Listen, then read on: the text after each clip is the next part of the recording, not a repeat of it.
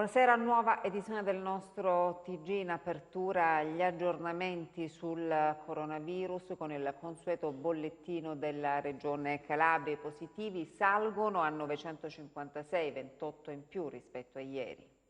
Sono 17.569 i tamponi fino ad oggi effettuati in Calabria. Le persone risultate positive al coronavirus sono 956, 28 in più rispetto a ieri. Quelle negative 16.613.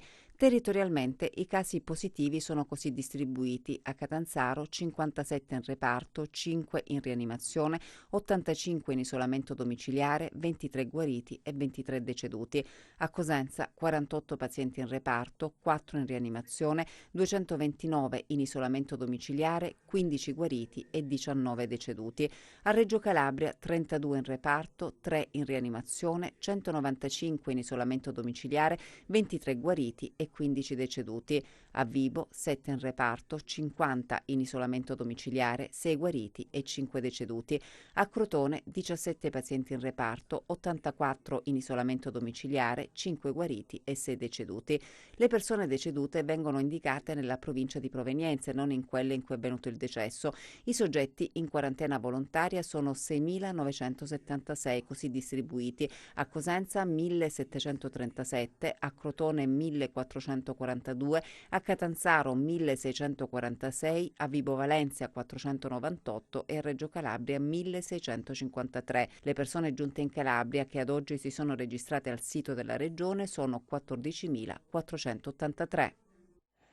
E purtroppo si aggrava il bilancio delle vittime. Una donna di 81 anni positiva al coronavirus è morta all'Annunziata di Cosenza, era di Amantea ed era ricoverata in rianimazione dallo scorso 7 aprile. Suo figlio era deceduto 2 settimane fa al Pugliese di Catanzaro. Una terza persona dello stesso nucleo familiare, la figlia della donna, si trova attualmente ricoverata nel reparto di malattie infettive dell'Annunziata. E adesso l'omaggio dei suoi colleghi al caporeparto dei Vigili del Fuoco di Cosenza, Bonaventura Ferri, scomparso la notte tra domenica e lunedì all'ospedale Mater Domini di Catanzaro a causa del coronavirus.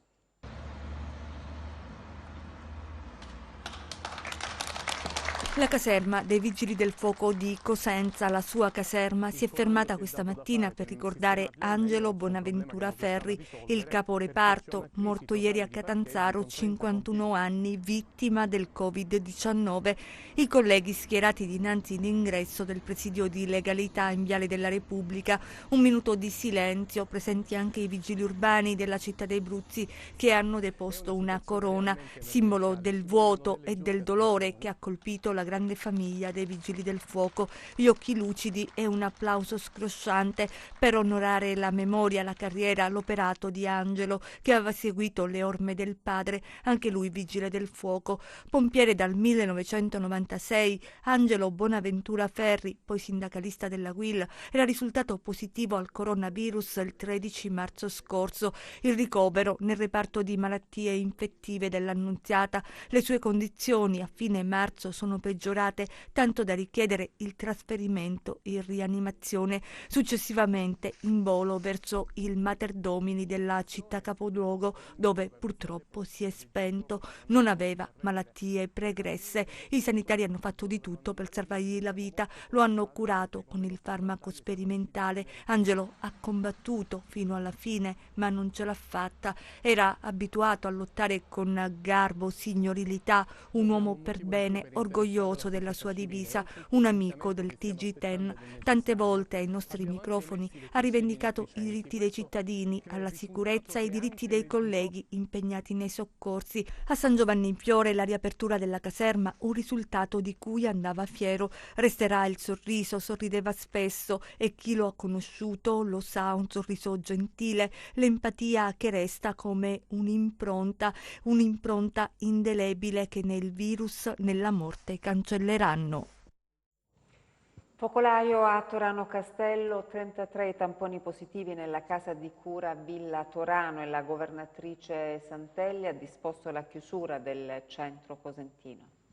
Preoccupa la situazione a Villa Torano, residenza assistenziale riabilitativa che si trova nel comune della Valle del Crati, nel Cosentino. 33 i tamponi positivi, 5 pazienti e 28 dipendenti della struttura.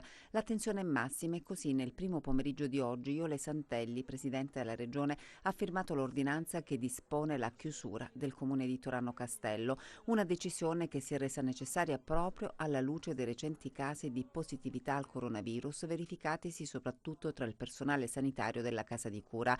Nessuno esce e nessuno entra dal paese che da oggi dunque è blindato. L'ordinanza infatti prevede il divieto di ingresso e uscita dal territorio comunale, il divieto di accesso fatta eccezione per gli operatori sociosanitari, del personale impegnato nei controlli e nell'assistenza alle attività riguardanti le emergenze e alle forze dell'ordine. Dopo il primo caso di positività accertato nella tarda serata di ieri, una paziente, sono stati attivati tutti i protocolli di sicurezza. Il personale e i pazienti ricoverati sono stati sottoposti a tampone, i cui risultati sono arrivati oggi. Un'ala della struttura era già stata attrezzata per l'emergenza coronavirus, un modulo con 20 posti letto dove sono già stati trasferiti 4 ospiti della clinica risultati positivi e questa mattina i carabinieri del NAS hanno effettuato un'ispezione all'interno dello stabile, all'esito del quale non sono emerse criticità. Controlli e denunce nel lungo weekend di Pasqua. Le forze dell'ordine hanno disposto una serie di posti di blocco sull'intero territorio regionale anche attraverso droni ed elicotteri. Vediamo com'è andata. Una Pasqua surreale, strade e piazze deserte, chiese vuote, tradizioni totalmente saltate, pranzi in casa fra pochi intimi, rigidi controlli da parte delle forze dell'ordine per far rispettare regole e divieti. La Calabria ha fatto i conti con la straordinarietà della situazione imposta dal coronavirus e si è comportata di conseguenza, con senso di tristezza, rassegnazione, ma allo stesso tempo con civismo e maturità. Forze dell'ordine schierate soprattutto sulle strade statali che portano ai luoghi di villeggiatura. I militari, anche attraverso l'utilizzo di droni e di elicotteri, hanno pattugliato l'intero territorio in provincia di Cosenza e non solo. Guardate, qui siamo sul Tirreno Cosentino e sono state diverse le sanzioni comminate dai carabinieri della compagnia di Scalea nell'ambito delle attività di contrasto alla diffusione del coronavirus in periodo di festività pasquali. Tra le persone multate ce ne sono 3 di origine campana che stavano per raggiungere la loro abitazione estiva di Santa Maria del Cedro per trascorrere la Pasquetta. Una coppia di Cosenza, intenzionata a recarsi a Belvedere Marittimo per prendere il sole, è stata fermata e sanzionata. Stessa sorte per altre 8 persone sorprese e identificate sulla spiaggia di Scalea. In questi casi sono anche le scuse più banali a giustificare l'uscita, ad esempio a Verbicaro un giovane che ha addotto motivazioni della propria uscita l'essere stato a trovare la fidanzata. Altri 2 giovani di Santa Maria del Cedro fermati a Belvedere hanno spiegato di essersi dovuti recare nell'ospedale di Cetraro per prestazioni sanitarie. I carabinieri hanno verificato scoprendo che i 2 non erano mai stati nel presidio. Un altro giovane invece a Cittadella del Capo è stato denunciato per essersi allontanato dal proprio domicilio per acquistare della droga. Questo in sostanza il bilancio di un lungo weekend in epoca di emergenza sanitaria, ma la situazione resterà così almeno fino al 3 maggio prossimo, fino a quando in pratica dovrebbe iniziare la cosiddetta fase 2. E nel corso dei controlli a Reggio Calabria 4 persone sono state arrestate dai carabinieri per spaccio di droga. Rocco Mandalari, 57 anni, e suo figlio di 27, Marco Antonio, sono stati arrestati dai carabinieri della stazione di Reggio Calabria Gallico. I militari avevano notato movimenti sospetti nei pressi dell'abitazione dei 2 e hanno così deciso di effettuare una perquisizione domiciliare, nel corso della quale all'interno di un ripostiglio hanno trovato 340 grammi di eroina per un valore di 15.000 euro. Inoltre i carabinieri hanno trovato 600 euro in contante, somma che è stata sequestrata. Dopo la convalida dell'arresto, Rocco Mandalari è stato mandato agli arresti domiciliari. Il figlio invece è stato rimesso in libertà e rimane a disposizione dell'autorità giudiziaria. Da Reggio Calabria a Gallico al quartiere Modena, dove sempre i carabinieri della locale stazione hanno arrestato 2 giovanissimi fratelli Pietro e Giovanni Vigliarolo di 24 e 21 anni. I militari avevano notato movimenti sospetti su un terrazzo di un'abitazione di via Loreto, insomma un vero e proprio via vai nell'immobile che è di proprietà dei due fratelli. I Vigliarolo hanno tentato, alla vista dei militari, la fuga e di disfarsi anche di circa 200 grammi di marijuana, oltre che di un bilancino elettronico che avevano con sé. I carabinieri hanno avviato comunque perquisizioni, anzi hanno esteso i controlli e sono venuti fuori 10 grammi di cocaina, ma soprattutto una vera e propria serra di piantine di cannabis e diversi semi da utilizzare in un prossimo futuro. In questo periodo di emergenza sanitaria sono molte le attività economiche in ginocchio. A Rende però riapre il mercato. Il sindaco Manna ha firmato l'ordinanza. Noi pensiamo di far riaprire il mercato ortofrutticolo, peraltro voglio dire, è già autorizzato ed è possibile che lo si faccia, lo si farà all'aperto, lo si farà ovviamente con ingressi controllati e quant'altro, cioè rispettando un po' le regole che già disciplinano tutte le norme sulla emergenza, e poi ovviamente si pensa anche a un'autorizzazione per esempio dei laboratori di pasticceria e altro. Si tratta anche qui di essere in linea con le norme che disciplinano la materia, ma nello stesso tempo pensare di dare un supporto importante alle attività economiche e commerciali. Bisogna ripartire, è evidente, e cominciamo a farlo già in questo modo, autorizzando e provando a ritornare alla normalità, perché dobbiamo sicuramente, prima possibile, ritornare alla normalità. E da oggi riaprono alcune attività, i negozi di abbigliamento per bambini, le librerie e le cartolibrerie. Si tenta dunque di tornare lentamente alla normalità. Anche Castrovilla ricomincia ad organizzarsi per quella che il governo ha definito fase 2. Questa mattina aperti i negozi di vestiti per bambini e neonati e le librerie, che dovranno comunque garantire tutte le regole di sicurezza. Riaprire però diciamo con un grosso dolore al cuore, perché per tutte le persone che non ci sono più, però bisogna aprire anche per loro e andare avanti. Finalmente hanno riaperto e avevo bisogno di cose perché i bambini erano cresciuti e finalmente posso servirmi dal mio negozio preferito. C'è molta paura e spero che riusciamo a uscirne fuori, più forti di prima, uniti. La clientela ha reagito bene, come puoi vedere, vedi, stanno arrivando i messaggi. Le autorità italiane ripongono grande fiducia nella risposta positiva della popolazione a questa nuova disposizione, anche se è chiaro che in presenza di queste nuove aperture rimangono stringenti le misure anticontagio da Covid-19. C'è bisogno anche di questo, anche la mente va nutrita.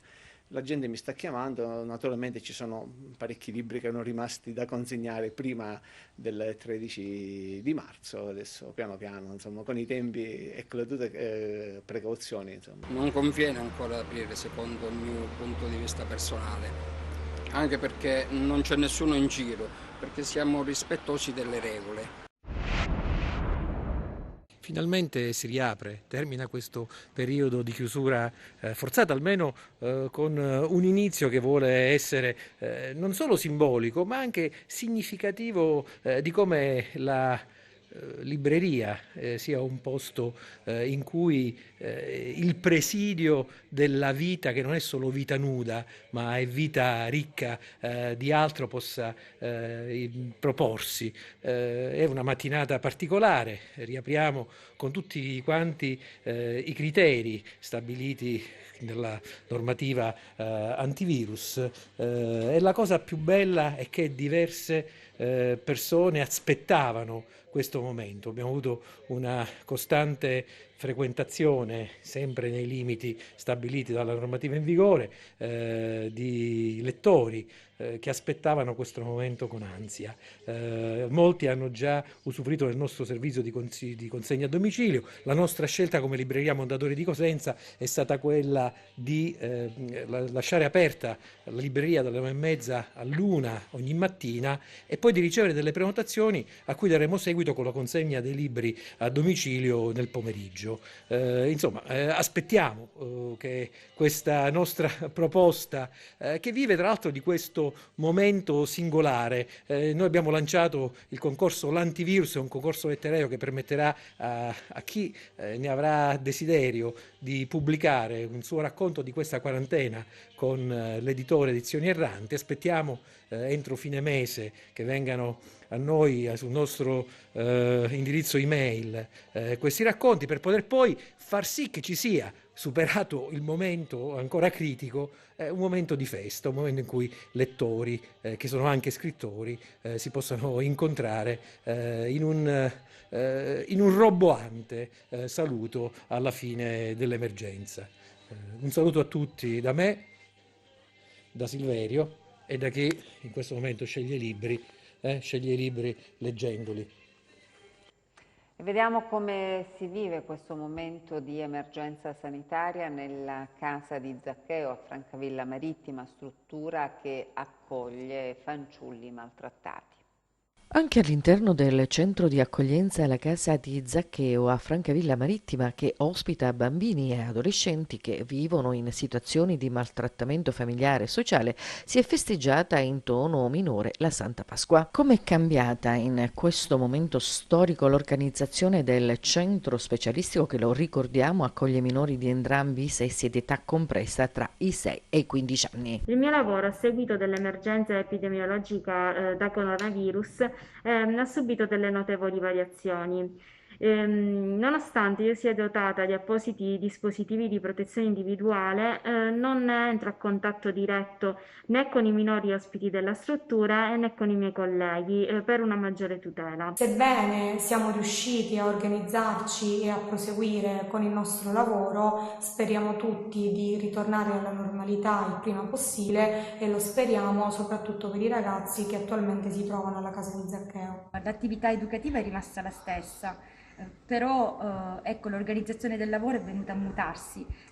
Certo, è un po' faticoso, però davvero veniamo tutti i giorni e quotidianamente ripagati dal loro grande amore e rimaniamo davvero positivi, abbiamo un atteggiamento positivo perché stiamo raggiungendo un enorme obiettivo all'interno della nostra casa, e cioè la creazione di un ambiente familiare che è quello che loro più desiderano.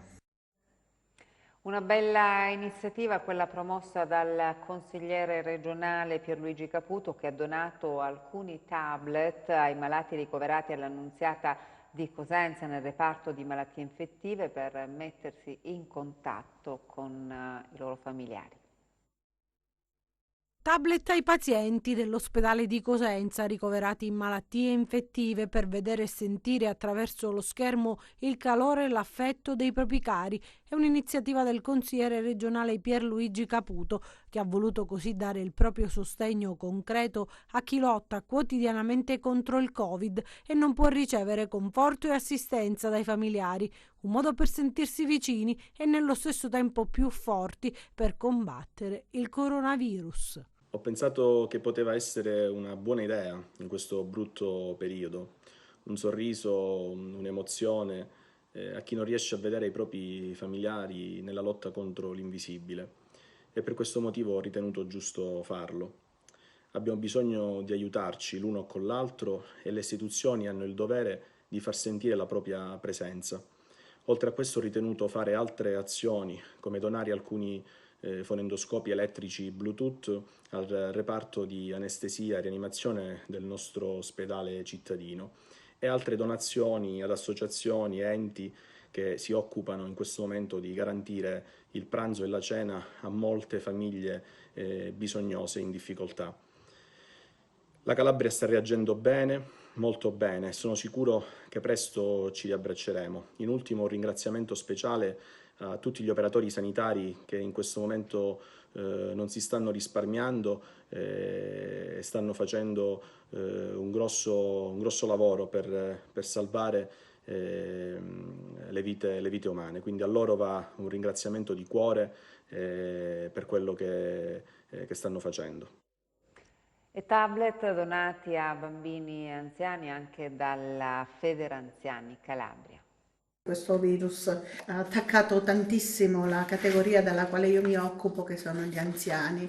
Io ho cercato in tutti i modi, pur rimanendo a casa, di tenerli legati, di tenerli attivi con tantissime attività, però poi negli ultimi giorni ho maturato l'idea, dopo tante richieste, di poter regalare dei tablet a delle persone che ne avevano bisogno, principalmente a dei bambini e a degli anziani. Questi tablet noi li avevamo perché abbiamo portato avanti tutta una serie di corsi per la formazione degli anziani, infatti in questo momento sono tutti collegati tra di loro attraverso dei gruppi di WhatsApp. Ci è arrivata anche la richiesta di alcuni bambini, di alcune famiglie bisognose, e ci siamo interrogati con tutto il direttivo se potevamo fare qualcosa in più. Noi ci abbiamo pensato 2 volte, abbiamo recuperato questi tablet che sono di nostra proprietà, li abbiamo risistemati, riconnessi alla rete e li abbiamo consegnati a chi ce ne aveva fatto richiesta. Adesso le previsioni del tempo.